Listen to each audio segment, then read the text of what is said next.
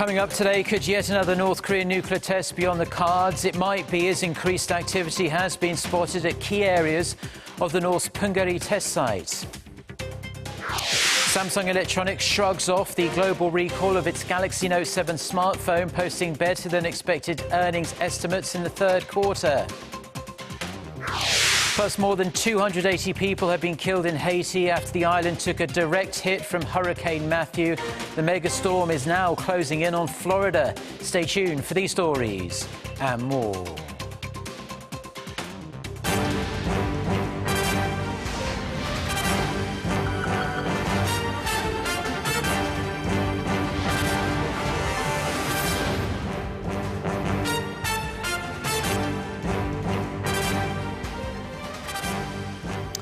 Hello, it's noon on Friday the 7th of October. You're tuned in to our midday newscast here on Arirang TV. Thank you for joining us today.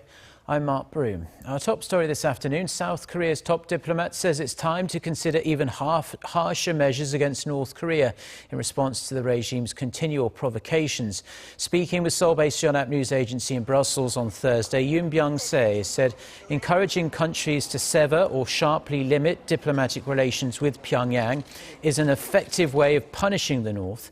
He noted that an article in the UN Charter says all UN members should enforce non-military measures like severing diplomatic ties when a country ignores its international obligations. The minister added that dialogue should only resume once Pyongyang shows a clear will to abandon its nuclear weapons. He also addressed NATO members at the North Atlantic Council, calling for a, quote, holistic approach on North Korea's issues, including its human rights violations. Minister Yoon and NATO chief Jens Stoltenberg agreed for stronger cooperation during separate talks, during which Minister Yoon expressed his appreciation for NATO statements on North Korea's threats, of which there have been 5 this year alone. Now, could another North Korean nuclear test be on the imminent horizon? It appears it might be, as a US-based North Korean monitoring website has spotted activity at multiple areas of the North's Punggye test site. 38 North says satellite imagery taken on October 1st shows movement at all 3 portals of the site. Now, photos of the North portal, where the regime conducted its 5th nuclear test on September 9th, show a large vehicle, presumably a truck, near the entrance. Other ports also show a few vehicles and a group of people standing near the entrance, which may indicate ongoing work, but it remains unclear whether the activities are test-related. 38 North says it assumes North Korea could be collecting data on the most recent test, but it could be linked to preparations for another nuclear test. There has been speculation Pyongyang could conduct another test, its 6th, to mark the anniversary of the founding of its Workers' Party next Monday. Now, experts also believe North Korea could conduct an intercontinental ballistic missile launch to mark that anniversary as well. Our Defense Ministry correspondent Kim Hyun-bin has more. 2 days before North Korean leader Kim Jong-un's birthday on January 6, Pyongyang conducted its 4th nuclear test. Just prior to his late father Kim Jong-il's birthday in February, it launched an intercontinental ballistic missile. And then, on September 9th, to mark the 68th anniversary of the regime's establishment, North Korea conducted its 5th nuclear test. Many experts believe there's a high possibility the regime could conduct a large-scale provocation to mark the anniversary of the founding of North Korea's Workers' Party next Monday, October 10th. Along with its nuclear capabilities, North Korea could use an ICBM as leverage against the U.S. The regime needs to prove that its KN-08 missile could actually be used as a long-range weapon. To enhance its ICBM technology, North Korea could launch an ICBM or a satellite rocket to enhance its projectile and rocket propellant technology. Last month, Pyongyang tested an enhanced rocket engine, fueling speculation that the regime could launch another ICBM in the coming weeks. North Korea claims it wants to put a geostationary satellite into orbit, although many experts believe that's a smokescreen for building a long-distance missile, and that the regime will continue to test its ICBMs. To perfect its ICBM technology, the North need to conduct several missile launches and nuclear warhead tests. I believe Pyongyang could perfect its ICBM technology as soon as 1 to 2 years from now. South Korea's defense ministry says that there's no signs of an imminent ICBM launch, but added that it's watching closely for any unusual activities from the north. Kim Hyun-bin, Arirang News. Now, switching gears, the Korea VR Festival, displaying the nation's virtual reality technologies and products, is up and running in Sangam, digital media city in western Seoul. President Park Geun-hye paid the festival a visit on Friday to encourage entrepreneurs at the event.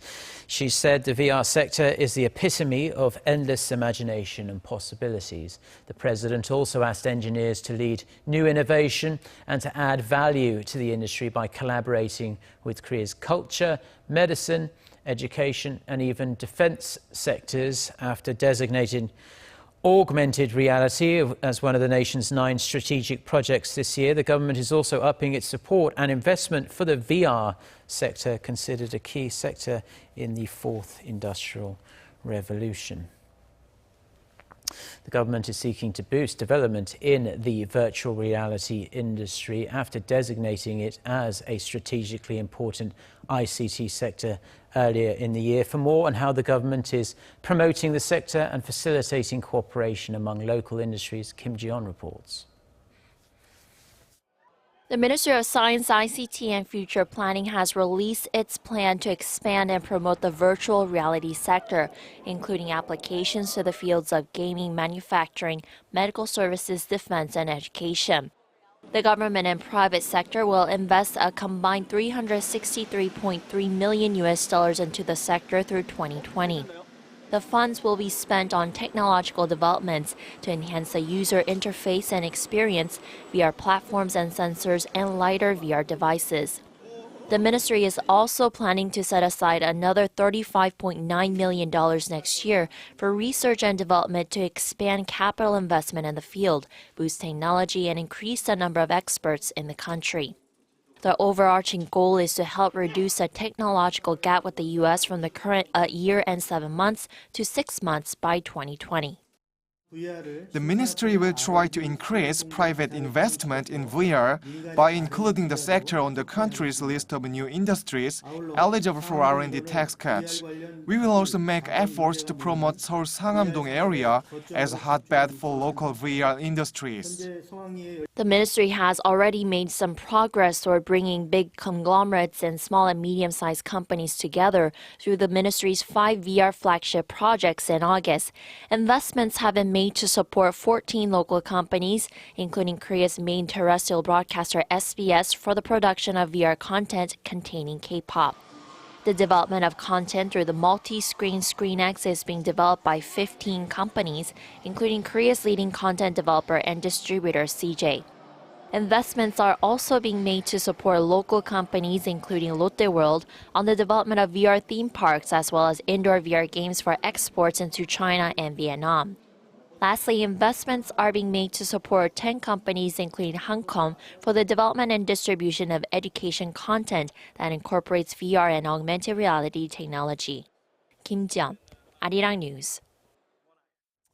Now, the National Assembly is moving forward with day 4 of its annual parliamentary audit. Lawmakers on the Economy Committee are expected to question officials from the National Tax Service about the issue of raising the corporate tax rate. The main opposition Minju Party wants to raise the corporate tax rate by 3% for conglomerates whose annual taxable revenue is over 50 billion won, or some $44 million. The ruling Saenuri Party argues that an increase will push local companies to relocate overseas and decrease foreign investment.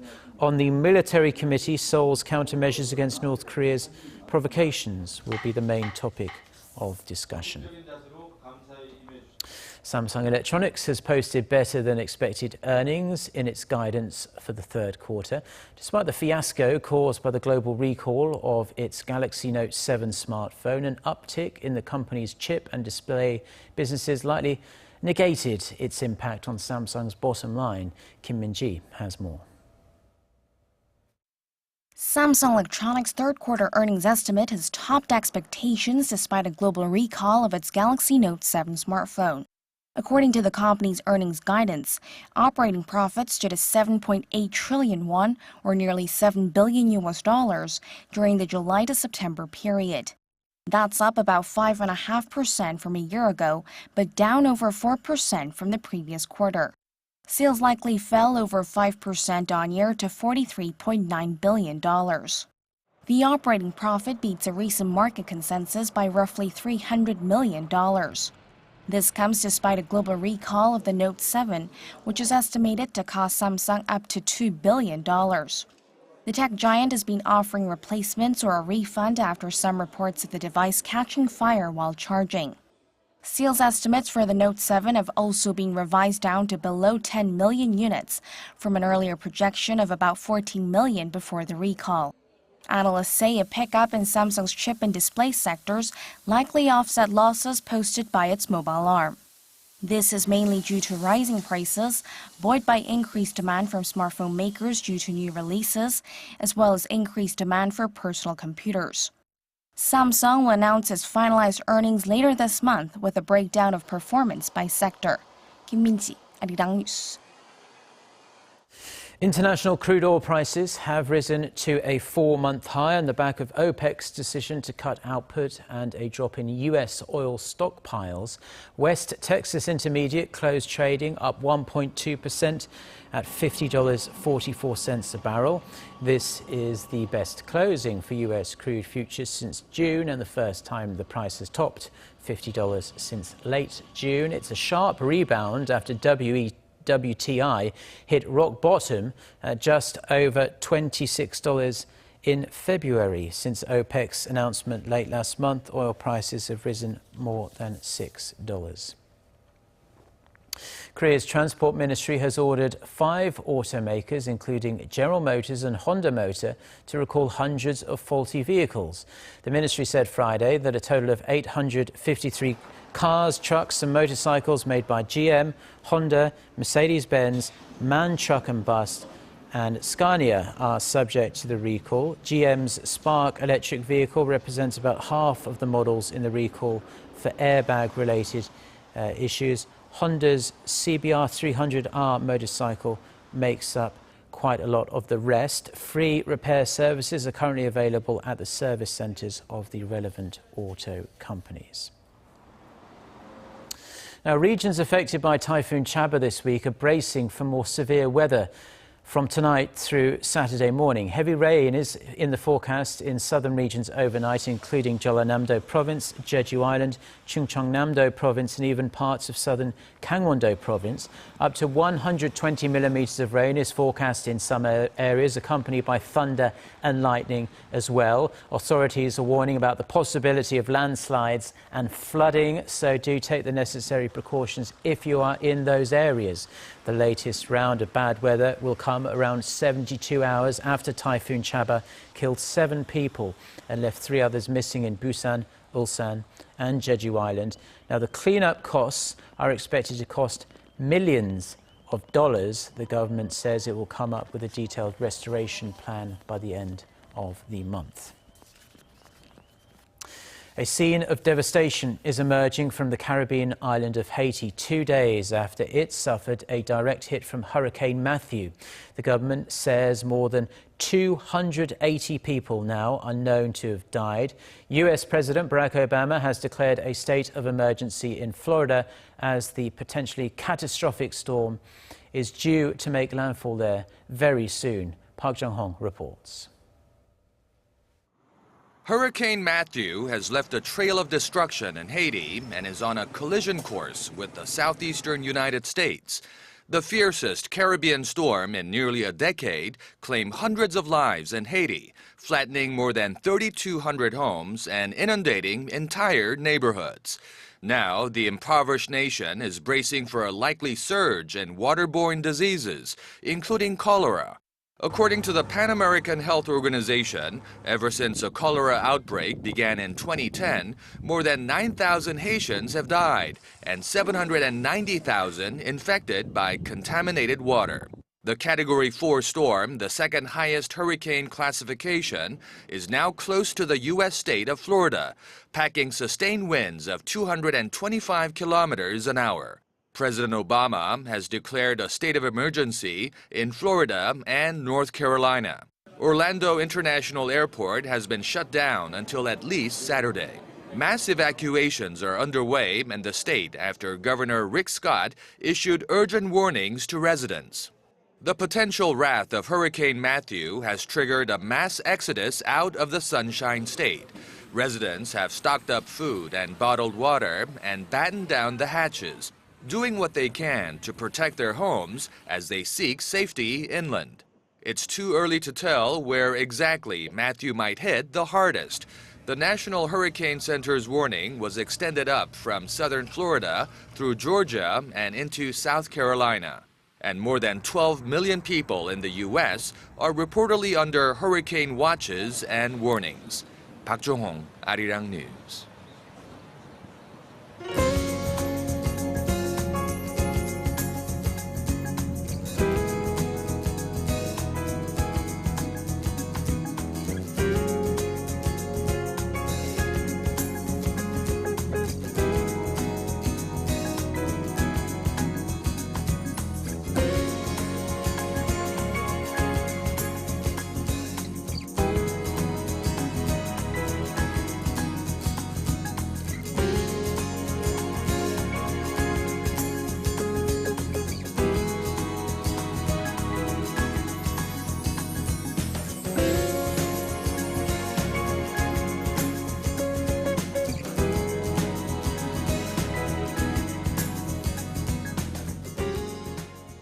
Well, those are stories we have for you at this hour on a Friday lunchtime here in Seoul. For more of the latest, don't forget to check out the website arirang.com/news. If we don't see you, have a wonderful weekend as well. Goodbye.